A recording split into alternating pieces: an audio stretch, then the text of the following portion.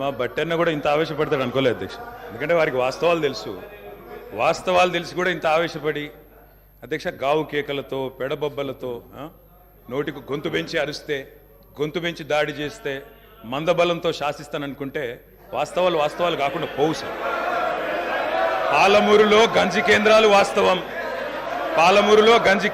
వాస్తవం, తెలంగాణలో నెత్తురు బారిన నేలలు వాస్తవం, నెర్రెలు బారిన నేలలు వాస్తవం, కరెంటీ అని మాట వాస్తవం, 14 లక్షల వలసలు వాస్తవం. అధ్యక్ష ఇవన్నీ కాంగ్రెస్ పాలనకు తార్కాణాలు అధ్యక్ష, నేను చెప్పడం లేదు అధ్యక్ష. ఎవరో కాదు అధ్యక్ష, గౌరవ ముఖ్యమంత్రి రేవంత్ రెడ్డి గారు మాట్లాడిన రికార్డు అసెంబ్లీలో అధ్యక్ష, కాంగ్రెస్ పరిపాలన గురించి గౌరవ ముఖ్యమంత్రి రేవంత్ రెడ్డి గారు మాట్లాడిన మాటలు వారి మాటలు చెప్తా అధ్యక్ష. వారు చెప్పినారు రేవంత్ రెడ్డి గారు, ఇది 2014 25 జూన్ అధ్యక్ష. వారి మాటలు నేను కోట్ చేస్తా ఉన్నా, అసెంబ్లీ రికార్డు అధ్యక్ష. నేను చదువుకోవడానికి హైదరాబాద్లో ఉంటే నా తండ్రి గారు చనిపోతే మా గ్రామానికి పోయినాను. పద్ధతి ప్రకారం దాన సంస్కారాలు అయిన తర్వాత స్నానం చేసి ఇంటికి పోవాలి. ఎండాకాలం వస్తే ఏ బావిలో కూడా రోజుల తరబడి ఈత కొట్టినామో ఆ బావి ఎండిపోయింది. బోర్ దగ్గర పోయి స్నానం చేద్దాం అనుకుంటే కరెంట్ లేదు. నాకున్న పరిచయాలతో కరెంటే ఇస్తే బోర్ల నుంచి నీళ్ళు వస్తలేవు. స్నానం చేయవలసిన సమయంలో నెత్తి మీద నీళ్లు చల్లుకొని ఇంటికి వచ్చినాం అధ్యక్ష. తెలంగాణ ప్రాంతం నిర్లక్ష్యం కావడానికి కారణం కాంగ్రెస్ పాలకులన్న విషయం ఇప్పుడు అర్థమైంది అధ్యక్ష. ఇది నేను కాదు అధ్యక్ష, రేవంత్ రెడ్డి గారు చెప్పిన మాట. మీ ముఖ్యమంత్రి గారే చెప్పినారు అధ్యక్ష, నేను చెప్పడం కాదు. నేనేమంటున్నా అధ్యక్ష, మీరు దాచేస్తే దాగని సత్యాలు చరిత్ర అధ్యక్ష. ఇట్లా నిమిషానికి ఒకసారి ఇంటరప్ట్ చేస్తే ఎట్లా అధ్యక్ష? ఇంత ఆవేశం ఎందుకు? బట్టన్నా అధ్యక్ష, ముఖ్యమంత్రి గారు మాట్లాడతారు తర్వాత, మీకెందుకు బాధ? బట్టి గారు ఇంత బాధపడితే కష్టం. ఇందిరమ్మ పాలన గురించి రేవంత్ రెడ్డి గారు చెప్పిన మాట ఇది. ఇంకా చాలున్నాయి రేవంత్ రెడ్డి గారు చెప్పిన మాటలు, చెప్పమని చెప్తా అధ్యక్ష. This is not right sir అధ్యక్ష, you have to come to my rescue. This is not right అధ్యక్ష. ఇదేం అధ్యక్ష సీఎం గారు సమాధానం చెప్తారు అధ్యక్ష. గౌరవ కేటీఆర్ గారు ఎన్నిసార్లు ఇస్తారు సార్? మరి మేము కూడా లెక్క చూడాలా? 39 మందికి అధ్యక్ష, మనం తెలంగాణ రాష్ట్ర శాసనసభలో మాట్లాడుతూ ఉన్నాం. ఆనాటి ఉమ్మడి ఆంధ్రప్రదేశ్ శాసనసభ వ్యవహారాలు కాదు, ఆనాటి ఉమ్మడి ఆంధ్రప్రదేశ్ శాసనసభ కాదు. ఇది ప్రత్యేక తెలంగాణ రాష్ట్ర శాసనసభ. ఈ శాసనసభ ఈ రాష్ట్రానికి సంబంధించి 2014 జూన్ 2 నుంచి మొదలైంది. 2014 నుంచి ఈ రాష్ట్రంలో తీసుకున్న చర్యలు, జరిగిన ఖర్చులు, చేసిన అభివృద్ధి, రాష్ట్ర ప్రజల ఆకాంక్షలు, వాటి గురించి మనం మాట్లాడుకోవాలి. గతం అంతా బాగాలేదనే కదా అందరు కలిసి కొట్లాడి ఏకగ్రీవంగా తీర్మానం చేసి తెలంగాణ రాష్ట్రం ఇంకా అది చూపించి నేను వాళ్ళతో పోటీ పడతా అంటే నువ్వు కూడా వాళ్ళతో పోటీ పడితే నువ్వు కూడా అట్టే పో. మరి ఏడెందుకు తెలంగాణ రాష్ట్రం గురించి మాట్లాడండి సార్.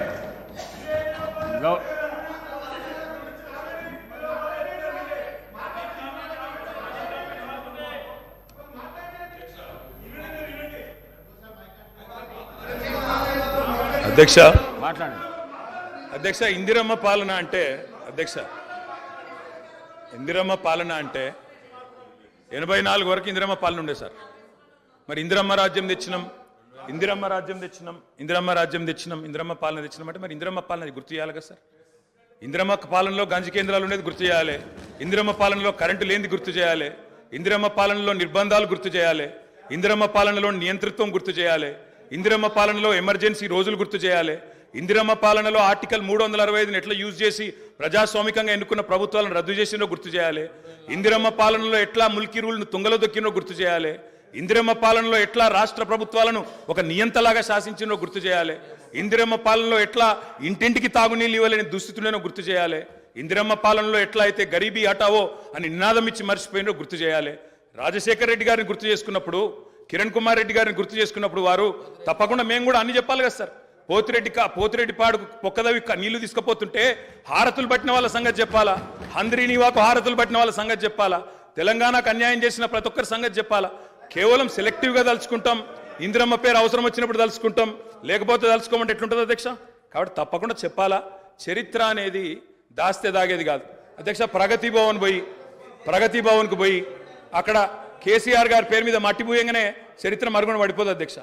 తప్పకుండా వాస్తవాలుగానే ఉంటాయి. వాస్తవం ఏంది అంటే 50 ఏళ్ల గోస తర్వాత కలిసొచ్చే కాలానికి నడిసొచ్చే కొడుకు కేసీఆర్. తెలంగాణ తల్లిని దాస్య శృంఖలాలు తెంచిన కొడుకు కేసీఆర్ గారు అధ్యక్ష. ఇవాళ వారు మాట్లాడినారు, గవర్నర్ గారు మార్పు మొదలైంది, నిర్బంధం పోయింది అన్నారు. అవును అధ్యక్ష, మార్పు మొదలైంది, నిర్బంధం పోయింది. ఎప్పుడు పోయింది అధ్యక్ష నిర్బంధం? జూన్ 2, 2014. జూన్ 2, 2014 నాడు దాస్య శృంఖలాల నుంచి శ్రీశ్రీ గారు చెప్పినారు అధ్యక్ష, బానిసకొక బానిస అని. ఇక దరిద్రం ఏంటంటే అధ్యక్ష, దరిద్రం ఏంటంటే గతంలో మనల్ని పీడించిన వాళ్ళు పోయినారు, కానీ వాళ్ళ పేర్లు తెలుసుకునే వాళ్ళు ఇంకా అక్కడే ఉన్నారు అధ్యక్ష. అది బానిసకొక బానిస అంటే కదా అధ్యక్ష. అధ్యక్ష ఇంకొక మాట చెప్పాలి అధ్యక్ష. ఈరోజు గత 10 ఏళ్ళని మాట్లాడుతున్నాను, చెప్తాం అధ్యక్ష. విద్యుత్ సంస్థల గురించి చెప్తాను, ఇంకా చాలా విషయాలు చెప్తాను. మధ్యలో వారే ఇప్పుడు ఒక 15 నిమిషాలు డిస్టర్బ్ చేశారు, మీరు లెక్క రాసుకోవాలి. మీరు కూడా మేము 39 మంది ఉన్నాం, వాళ్ళు 64 మంది ఉన్నారు, మిడిసిపడుతున్నారు అధ్యక్ష. ఎంత అధ్యక్ష తేడా? 1.85% ఓటు మాత్రమే, 1.85%. అధ్యక్ష, ఈ రకమైన మిడిసిపాటు మంచిది కాదు. గౌరవ కేటీఆర్ గారు, సబ్జెక్ట్ డీవియేషన్ కాకుండా నేనేం అవ్వలేదు సార్, ఆయన చెప్పిన దానికే చెప్తున్నా. మిమ్మల్ని అక్కడ కూర్చోబెట్టారు అంటే చెప్తున్నా అధ్యక్ష, ఎక్కువ తేడా ఏం లేదు సార్, మిడిసిపాటు వద్దని చెప్తున్నా సార్. అధ్యక్ష, నీళ్లు, నిధులు, నియామకాలు, ఇది మా ఉద్యమ నినాదం. దాన్నే అధ్యక్ష వారు సమాధానం ఎట్లాగో చెప్తారు చెప్పండి సార్, సమాధానం ఎట్లాగో చెప్తారు. Leader of the house. Speaker sir, కొంతమంది ఎన్ఆర్ఐస్కి ప్రజాస్వామిక స్ఫూర్తి అర్థము అవగాహన కాదు. మనం ప్రయత్నం చేసినా కూడా వారు తెలుసుకునే ప్రయత్నం చేయరు. ప్రజాస్వామ్యంలో 49కి 0 వాల్యూ ఉంటుంది, 51కి 100% వాల్యూ ఉంటుంది.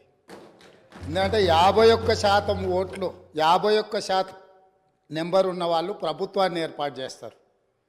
49% ఉన్నవాళ్ళు ప్రతిపక్షంగా కూర్చొని ప్రభుత్వం తీసుకునే పరిపాలనలో నిర్ణయాలను, శాసనాలను సహేతుకంగా విశ్లేషించి సలహాలు, సూచనలు ఇస్తారు. సలహాలు, సూచనలు ఒకవేళ ప్రభుత్వము పెడచెవిన పెడితే నిరసనలు, ధర్నాలు, రాస్తారోకలు చేస్తారు. అవసరమైతే ఆమరణ నిరాహార దీక్షలు చేసిన కూడా సందర్భాలు ఉన్నాయి. ఆ స్పిరిట్ను తీసుకోవాలి తప్ప వాళ్ళు 64 ఉన్నారు, మేము 39 మంది ఉన్నాం, మేము అచ్చోసిన ఆంబోతుల్లాకున్నాం, మేము పోడియంలోకి వచ్చి కుస్తీలు కొట్లాడతాం, ఈ రకమైన భాష వారి గౌరవానికి కానీ ఈ సభను నడిపించుకోవడానికి కానీ సహకరించదు. రెండవ అంశం, పదే గత పాలన గురించి, గత ప్రభుత్వాల గురించి మాట్లాడుతున్నాను. సరే, వారు ఏం మాట్లాడతారో మొత్తం విన్నాక రిప్లై చేద్దాం అనుకున్నాను. కాకపోతే నా రిప్లై కోసం వారు తహతహలాడుతున్నారు. గత పాలనలో యూత్ కాంగ్రెస్ వైస్ ప్రెసిడెంట్గా కల్వకుంట్ల చంద్రశేఖరరావుకు అవకాశం ఇచ్చిందే కాంగ్రెస్ పార్టీ. సింగిల్ విండో డైరెక్టర్గా ఎన్నికల్లో పోటీ చేయడానికి ఇస్తే కాంగ్రెస్ పార్టీ తరఫున నిలబడి ఓడిపోయిందే చంద్రశేఖరరావు. గత పాలనలో ఎంపీగా గెలిపించిందే కాంగ్రెస్ పార్టీ. గత పాలనలో షిప్పింగ్ మినిస్టర్ ఇచ్చిందే కాంగ్రెస్ పార్టీ. ఆ తర్వాత కార్మిక శాఖ మంత్రి ఇచ్చిందే కాంగ్రెస్ పార్టీ. అంతెందుకు ఇక్కడ సభ్యుడు ఉన్నాడు, వారు కూడా వారి కుటుంబ సభ్యులే. ఎమ్మెల్యే కాకుండానే మంత్రిని చేసి తర్వాత ఎమ్మెల్యేగా ఎన్నిక చేయడానికి సహకరించిందే కాంగ్రెస్ పార్టీ. ఈరోజు వాళ్ళు ఏ పేరైతే వినోద్ అనుకుంటున్నారో ఆ రాజశేఖర రెడ్డి గారే ఆ మంత్రివర్గంలోనే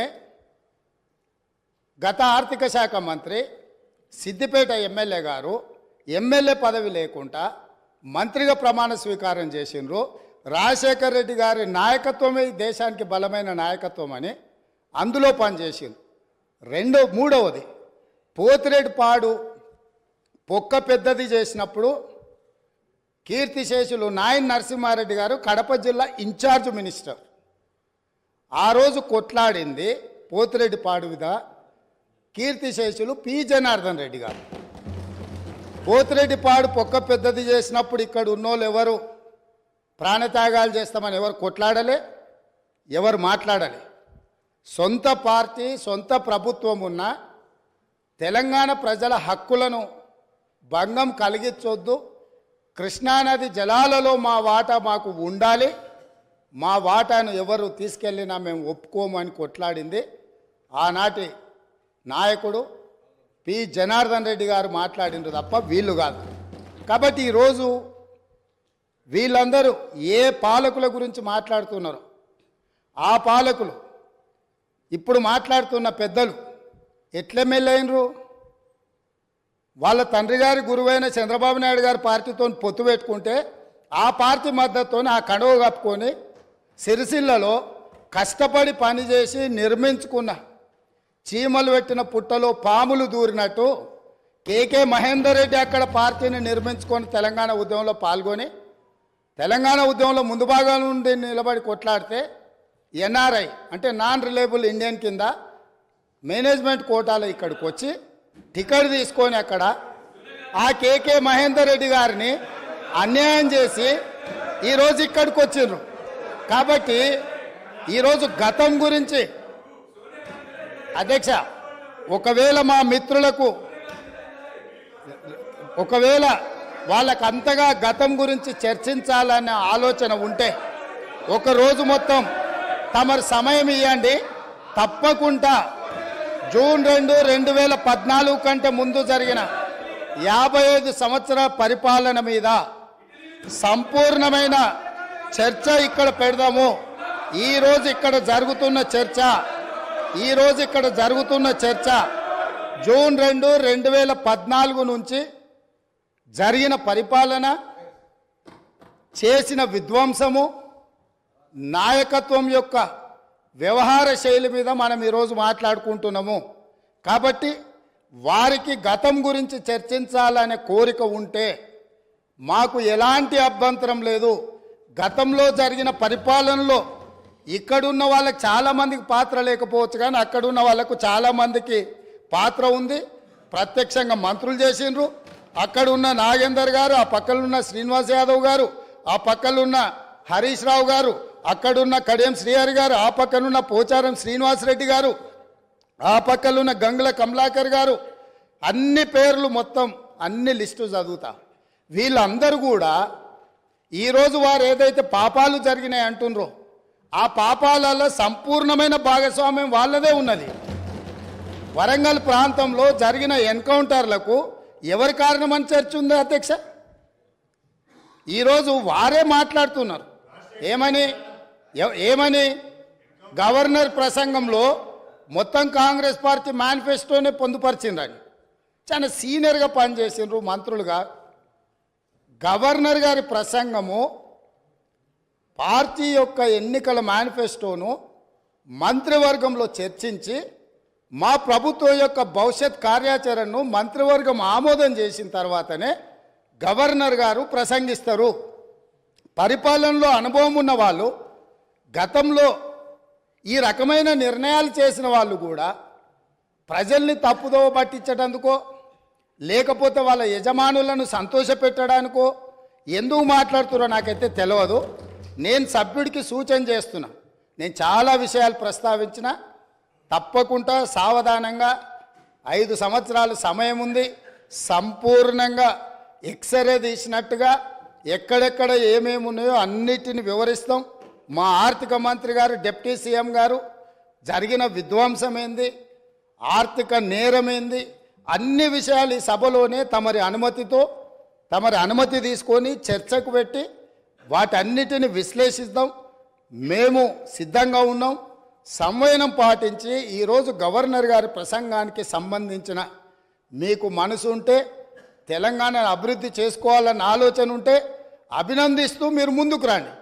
లేదు మేము ఇట్లనే ఉంటామంటే పిల్లి శాపనార్థాలకు ఉట్లు తెగిపడవు. ఈ శాపనార్థాలు పెడుతూనే ఉంటారు జీవితకాలం. కాబట్టి దయచేసి ప్రతిపక్షానికి నేను సూచన చేస్తున్నా, మేం పాలకపక్షంగా మా విజన్ డాక్యుమెంటుని సభలో పెడుతున్నాం. మీరు సలహాలు సూచనలు ఇవ్వండి. సహేతుకమైన సలహాలు సూచనలకు ఎప్పుడు మేము సిద్ధంగా ఉన్నాము. ఎందుకంటే ప్రతిపక్షాలను గౌరవించడం అనే సాంప్రదాయం కాంగ్రెస్ పార్టీకి మొదటి నుంచి ఉంది, ఇప్పుడు కూడా ఉంది.